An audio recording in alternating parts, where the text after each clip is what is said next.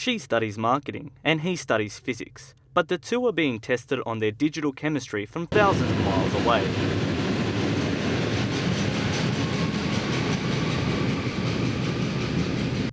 Megan Bonner met her English boyfriend on exchange in Canada 6 months ago. The 21-year-old says she has been using social media constantly to contact Adam since her return to Australia 8 weeks ago. I'm glued to my laptop. yeah, it's not the same, but talk every day still get along, still talk about nothing.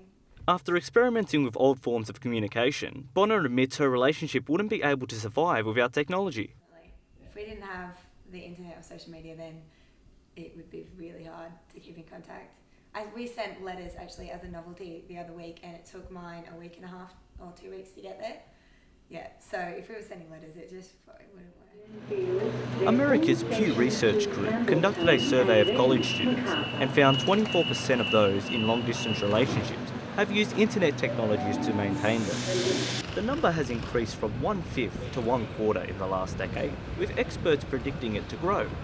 While Megan and her partner are still in the early stages, Relationships Australia's senior manager Anita Vosper says as the bond matures, some issues can't be solved electronically. That whole negotiation, that communication can make or break a relationship. There isn't that organic sort of involvement of the relationship, like we live in the same town, so occasionally we just spend 4 days together, or you don't have that natural sort of movement between two houses, so the decision has to be made. For example, suddenly, we're going to live together, and it's kind of enormous decision because one party has to give up their job, and Vosper does most of her work with adolescents on ways to improve their relationships. When it comes to long-distance relationships, Vosper says regular physical interaction can motivate the couples to sustain their relationship.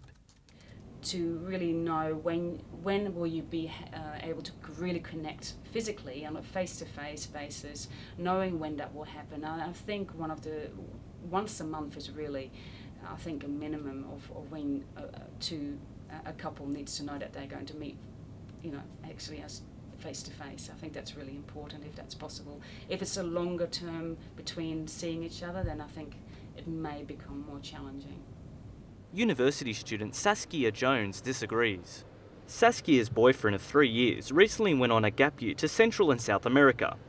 The 20-year-old says the trip was a positive challenge which helped the couple flourish. Our relationship was stronger than ever, purely because I feel like for a relationship to work you need to have some sort of space, and especially at such a young age, I think it worked well. Asked if time difference was a factor in communication, Well, being in Central and South America on a gap year, I think he was up most nights anyways. I think sometimes got the best of both of us. I'd receive messages at like 3 o'clock in the morning sometimes, when it was his lunchtime or whatever.